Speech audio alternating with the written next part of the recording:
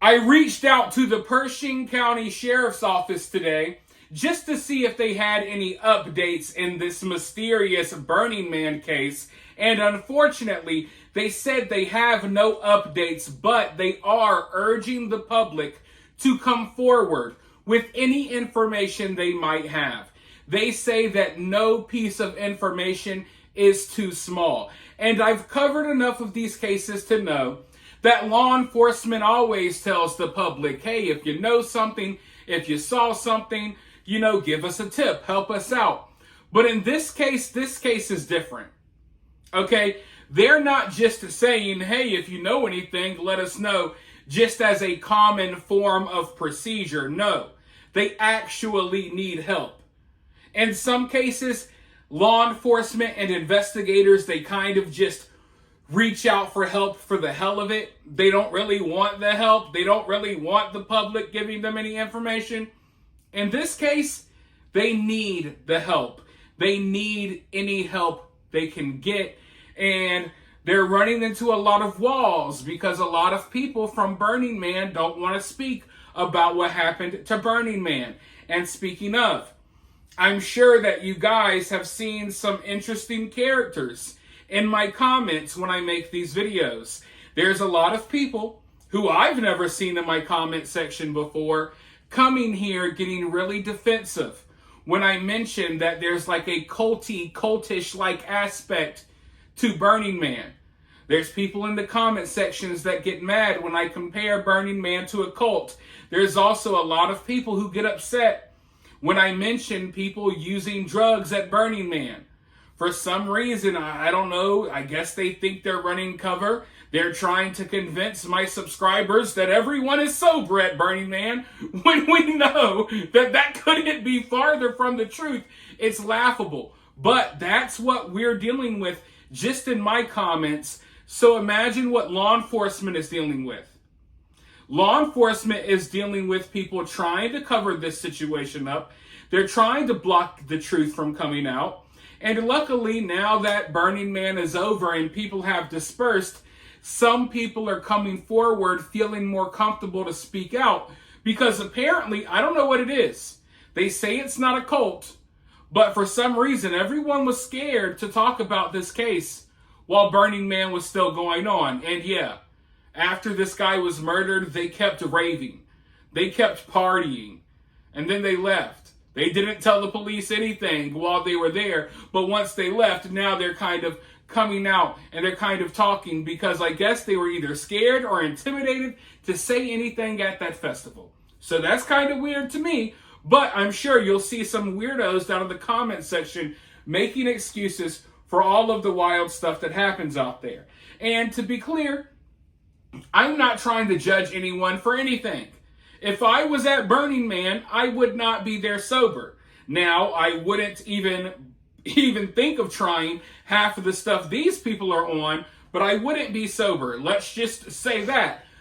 But, as I said, people are now gaining the confidence. Now that they're far away from Burning Man, as the days go by, now they're feeling the confidence to talk about some of the things they've seen. And an anonymous woman has come forward, and that's another thing. All of these witnesses, most of the people who are speaking out, they don't want their names to be shared. They all want to remain anonymous, or they use their Burning Man nicknames. They don't use their real names. So there's a real shady aspect to all of this.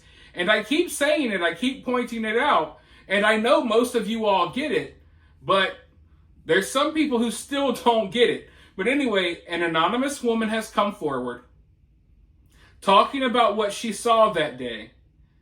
And once again, it's like something straight out of a horror movie every time. Every time we dive into one of these Burning Man mysteries, let's go ahead and see what she had to say. Speaking anonymously, the woman said that she and her partner were driving out of Black Rock City when an older woman in a red dress flagged them down. The stranger, described as being in her 50s or 60s, calmly told them a man in her tent was bleeding out and might be dead. When asked if she checked his pulse, the woman replied that she didn't want to touch him, the witness told the outlet. The group then tried contacting a Black Rock Ranger they knew via Starlink, who said they relayed the info to the sheriff's office. So these people didn't come forward talking about this until well after Burning Man was over. But it's not even this woman who's come forward anonymously who I'm focused on. It's the fact that someone flagged them down. Because there's law enforcement out there, there's rangers out there, there's people out there for security. But they don't go to the cops. You got someone who you think may be dead in your tent and they're bleeding out, and you go flag some random person down in their RV instead of, I don't know, the hundreds of people who are probably right next to you, instead of the law enforcement agents or anyone else that you could have contacted, you go and tell a fellow burner, right? So that's something that we hear all too often.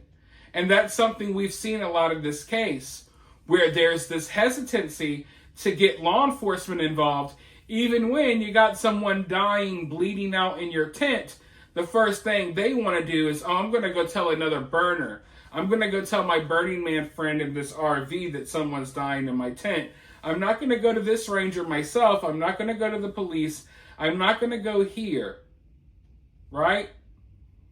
And I can guarantee you that the woman that did track this person down and tell them about the person bleeding out in their tent, she's not the only one that saw that. Other people saw it too. It probably just carried on. Because that's the spirit of Burning Man, or so I've been told. When I brought up that I thought it's crazy that the victim's friends kind of just left him dead at Burning Man and went home, I had burners, people who go to Burning Man, in my comment section acting as if I was crazy for feeling that way. The whole concept of Burning Man is self-preservation. The whole concept of Burning Man is being able to make it on your own with limited resources. Of course his friends wouldn't go look for him when he's missing and dead in the desert. So a lot of these people are ass backwards. And yeah, unfortunately, instead of there being a huge effort here to kind of solve this crime, to make Burning Man a safer place for everyone, there seems to be more of an effort to kind of, hey, let's not talk about this. And whoever is talking about it, let's go try to muddy the waters over there and try to spread it misinformation to lead people astray. All you got to do is look at this situation for what it is. All you got to do is look at Burning Man for what it is. I know the people who go there will act like, oh my God, it's so great. You just got to be there. You just don't understand. No, we're watching you guys there. We understand what it is, buddy. I understand what Burning Man is. I don't have to go to understand. I know that in your cult, sorry, it's not a cult, but in your festival, I know in your festival-ridden minds that this is all normal to you, but to most people it's not. But slowly but surely, people are coming forward. There's tidbits of information coming out every day, but it's a slow drip. It's a really slow drip. And law enforcement, from my understanding, they're really relying on some people talking. And I do think more people are going to talk, but I don't know if we're going to hear about it. Because from what I've seen so far, everyone that's coming forward talking, they're all acting as if they're scared of something. And I get it, it's a scary situation. Some guy just got killed, but I don't know. If you're some random person that was at Burning Man when this happened, why should you be afraid to share your identity? Why is everyone having to be anonymous? Next thing you know, they're going to be doing interviews like in the dark with the voice changers. Yes, I was at Burning Man. Yes, I saw him get cut at Burning Man. It's totally not a cult. We do no drugs at Burning Man. You know what I mean? The voice changer, that's what's coming next. But yeah, I think that people are going to talk. I don't know how much we'll hear, because the people who are talking, they're obviously scared or intimidated or something. So whatever is happening at Burning Man, whatever the culture is at Burning Man, obviously it instills some sort of fear. Fear of what? I don't know. Are they scared they're going to end up like the victim if they talk? Or are they scared that they'll be shunned from the Burning Man society for talking to the cops? You know what I mean? I think that's what a lot of people are afraid of. Because a lot of people at Burning Man, it goes well beyond a festival. When they go back home, a lot of times they only interact with fellow burners, right? It's a community. The victim was kind of lured in by this community. He was from Russia, didn't really know anyone here. Got into a group with all of these burners. They convinced him to go to Burning Man, now he's dead. And they left him out there, dead in the desert. Unidentified, dead in the desert. So there's a lot of people who are afraid to speak out about things that happened there because they don't want to be shunned. They don't want to be, kicked out of their communities. So we'll just have to wait and see how things play out here. But I got my eye all over this case. I'm looking around. I'm seeing the discussions being had on various forums and social media groups, and I'll keep you guys updated. There's definitely something shady going on here, though.